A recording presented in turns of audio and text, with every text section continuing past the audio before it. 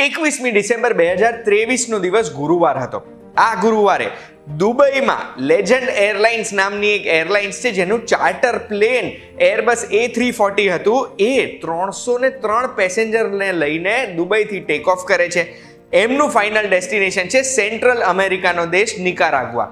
હવે નિકારાગ્વા પહોંચવા માટે એમને વચ્ચે ઈંધણ પુરાવા માટે ઊભું રહેવું પડે અને ફ્રાન્સના વેટ્રી એરપોર્ટ, જે પેરિસથી લગભગ 150 કિલોમીટર દૂર છે, ત્યાં આ પ્લેન લેન્ડ કરે છે. 21મીએ જ્યારે આ લેન્ડ કરે છે વેટ્રી એરપોર્ટ ઉપર પ્લેન, ત્યારે તરત જ ફ્રેન્ચ ઓથોરિટીઝ આ પ્લેનને ગ્રાઉન્ડેડ કરી દે છે, ઉડવાની મંજૂરી નથી આપતા, બધા પેસેન્જરને ઉતારી દે છે. 5 દિવસ માટે એમના એરપોર્ટ ઉપર જ આ પેસેન્જર્સને રાખે છે. એક કેસ ચાલે છે અને આ 303 પેસેન્જરમાંથી 276 પેસેન્જરને ઇન્ડિયા મોકલી દેવામાં આવે છે. મુંબઈમાં લેન્ડ થાય છે. તો મુખ્ય બે સવાલ છે કે આ પ્લેનને સૌથી પહેલા ફ્રાન્સમાં કેમ રોક્યું, એમને આગળ કેમ ના જવા દીધું, અને 303 માંથી 276 પેસેન્જર પાછા આવ્યા તો બચેલા 27 પેસેન્જર ક્યાં ગયા? એનો જવાબ જો તમને જોઈતો હોય ને તો એના માટે ધ્યાનથી સાંભળજો. હું તમને એક વાત કહું.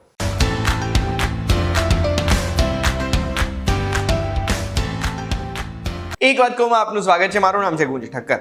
લેજન્ડ એરલાઇન્સની વેબસાઇટ ઉપર આપણે જોઈશું તો એમનું સૌથી મોટું પ્લેન છે એરબસ A340, જેની કેપેસિટી વેબસાઇટ ઉપર તો 250 થી 275 ની લખી છે, પણ એમાં 303 પેસેન્જર બેસીને દુબઈથી ટેક ઓફ કરે છે નિકારાગ્વા જવા માટે. પણ આ પ્લેનને વેટ્રી એરપોર્ટ ઉપર એક ટેકનિકલ હોલ્ટ માટે ઊભા રહેવું પડે છે. આ ટેકનિકલ હોલ્ટ એટલે આપણે તો એવું અનુમાન લગાડી શકીએ કે રિફ્યુલિંગ માટે જ એ ઉતર્યું હશે ત્યાં આગળ. પણ ટેકનિકલ ફોલ્ટ આપણને જણાયું ભારતની એમ્બેસી જે ફ્રાન્સમાં છે ને એમણે.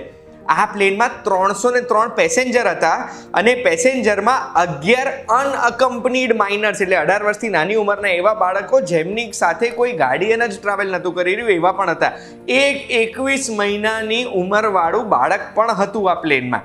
આ પ્લેને દુબઈથી ટેક ઓફ કર્યો ને ત્યારે એની અંદર જેટલા પેસેન્જર હતા એમાંથી મુખ્ય બધા ભારતીય નાગરિકો હતા જે દુબઈમાં કામ કરી રહ્યા હતા, અને એમાં 96 તો ગુજરાતીઝ હતા. એમનું ફાઇનલ ડેસ્ટિનેશન અમેરિકાની નીચે આવ્યું મેક્સિકો, મેક્સિકોની સાઉથમાં આવ્યું ગ્વાતામાલા, અને એની નીચે નિકારાગ્વા દેશ છે. એ નિકારાગ્વા દેશ એમનો ફાઇનલ ડેસ્ટિનેશન હતો. જ્યારે આ પ્લેન વેટ્રી એરપોર્ટ ઉપર લેન્ડ કરે છે તો ફ્રેન્ચ ઓથોરિટીઝ આ પ્લેનને ત્યાં રોકી રાખે છે. એરપોર્ટ આખું કોર્ડન ઓફ કરી દે છે, પોલીસની ગાડીઓ આવી જાય છે, કોર્ટ સેટઅપ થઈ જાય છે. બધા પેસેન્જર્સને ઉતારીને એરપોર્ટમાં જ ખાવા પીવાનું, રહેવાનું, સુવાની બધાની સગવડ કરી આપવામાં આવે છે. આ કરવાનું કારણ ફ્રેન્ચ ઓથોરિટીઝે શું આપ્યું કે એમને સંદેહ હતો કે આ પ્લેનમાં જેટલા લોકો છે ને એ હ્યુમન ટ્રાફિકિંગના શિકાર છે. હ્યુમન ટ્રાફિકિંગની આપણે જો ડેફિનેશન જોઈશું યુનાઇટેડ નેશન્સમાં તો એ એવું કહે છે કે વ્યક્તિઓને જો રિક્રુટ કરવામાં આવે છે, ટ્રાન્સપોર્ટ કરવામાં આવે છે કે એક જગ્યાએ ભેગા કરવામાં આવે છે, એમની ઈચ્છાથી વિરુદ્ધ એમને ફોર્સ કરીને, એમની જોડે ઠગાઈ કરીને, ફ્રોડ કરીને, કે પછી એમને ઉલ્લુ બનાવીને અને એવા વ્યક્તિઓ જોડે કોઈ સ્લેવરી જેવા કામ કરવામાં આવે છે કે પછી સેક્સ ટ્રેડમાં યુઝ કરવામાં આવે છે, તો એને હ્યુમન ટ્રાફિકિંગ કહેવાય છે. બેસિકલી હ્યુમન ટ્રાફિકિંગ એટલે વ્યક્તિઓનો ઉપયોગ નફા માટે કરવો એમની ઈચ્છાની વિરુદ્ધ, એને હ્યુમન ટ્રાફિકિંગ કહેવાય. ફ્રાન્સને આ સંદેહ કઈ રીતે થયો એ તો કોઈને ખબર નથી, પણ કોર્ટની પણ સેટઅપ કરી દેવામાં આવ્યું હતું એરપોર્ટમાં, અને ફ્રાન્સમાં હ્યુમન ટ્રાફિકિંગ માટેની સજા 20 વર્ષની છે. હવે ફ્રાન્સે શું કર્યું, આ 5 દિવસ જે આ દરેક પેસેન્જરને એમણે ડિટેન કરેલા હતા ને એ લોકોને એમણે ચોખ્ખે ચોખ્ખું બધાની આઈડેન્ટિટી ચેક કરી અને જાણ્યું કે એમની ઈચ્છાની વિરુદ્ધ તો નથી જઈ રહ્યા ને નિકારાગ્વા. ફ્રાન્સને સસ્પિશિયસ શું લાગ્યું હશે કે દુબઈથી નિકારાગ્વાની એક એકચ્યુઅલ ફ્લાઇટ અવેલેબલ છે. મેં જાતે ટિકિટ્સ ચેક કરી તો ફ્લાઇટ અવેલેબલ હોવા છતાં બી આ બધા લોકોએ એક પ્લેન ચાર્ટર શું કામ કર્યું? એના સિવાય આ પ્લેન જઈ રહ્યું હતું નિકારાગ્વા દુબઈથી ભારતીય નાગરિકોને લઈને. નિકારાગ્વામાં એવું તો શું છે કે બધા ફરવા માટે જઈ રહ્યા હતા. હવે એના માટે નિકારાગ્વાની જિયોગ્રાફિકલ પોઝિશન આપણે જોવી પડે.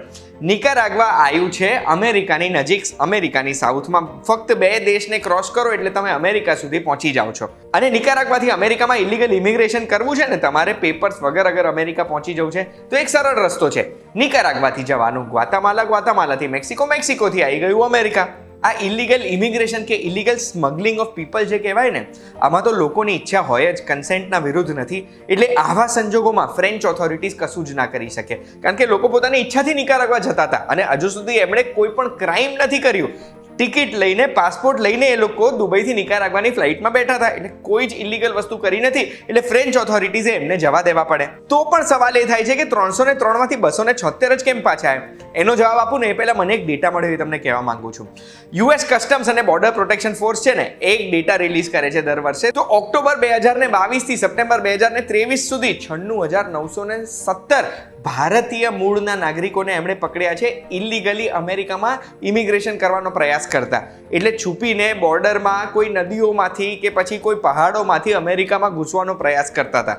દર વર્ષે આપણે આવા ન્યૂઝ જોતા જ હોઈએ છીએ. 2023માં બી એક જોયો તો, 2022માં બી એક જોયો તો કે આખી દંપતીઓ આવી રીતે પ્રયાસ કરવામાં પોતાનો જીવ ગુમાવે છે. નેચરલ તાકાતોની સામે નદીમાં તણાઈ જાય છે, બરફમાં જામી જાય છે, અને આવું આપણે રેગ્યુલરલી જોતા હોવા છતાં બી આ જે 96,917 આંકડો છે એ ગયા વર્ષ કરતા આશરે 50% વધ્યો છે. આ જે 276 પેસેન્જર આવી ગયા એ મુંબઈ તો પાછા આવી ગયા છે, પણ જે 27 પેસેન્જર નથી આવ્યા ને એમની ડિટેલ આપણને એવી મળી છે કે 27 પેસેન્જરમાંથી 25 પેસેન્જરે શરણાગત માંગી છે ફ્રાન્સ જોડે કે અમારાથી ઇન્ડિયા પાછું નહીં જવાય. અસાઇલમ કહેવાય છે એને ઇંગ્લિશમાં. અને આ 25 જણામાં 20 જણા અડલ્ટ છે, 5 માઇનર્સ છે, જે લોકોને પાછું ભારત નથી આવું, કારણ કે એવું કહી રહ્યા છે કે ભારત પાછા જઈશું તો અમારા જીવને જોખમ થઈ શકે.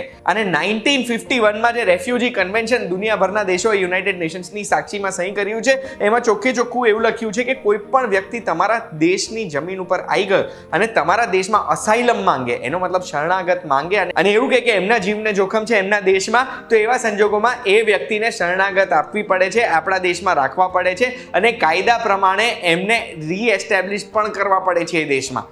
અને એટલે જે આ 25 લોકોએ શરણાગત માંગી એ લોકોને ફ્રાન્સમાં રાખી લેવામાં આવ્યા છે.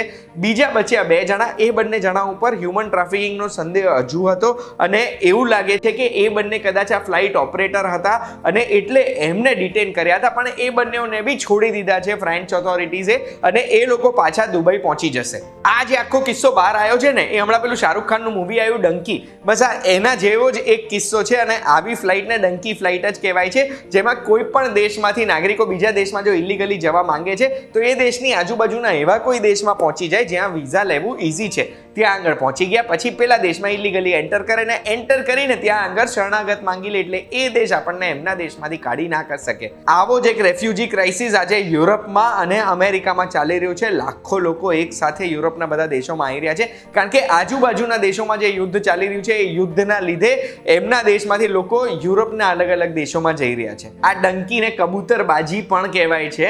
આશા રાખું છું આ વિડીયોની માહિતીથી આજે પ્લેનવાળી ઘટનાથી એ તમે સમજી ગયા હશો. અને મારી તો એક જ રિક્વેસ્ટ છે, શું જરૂરત છે આપણો દેશ છોડીને બીજા દેશમાં જવાની, જ્યારે આપણને ખબર છે કે આવનારા 50 વર્ષ આપણા દેશના જ છે.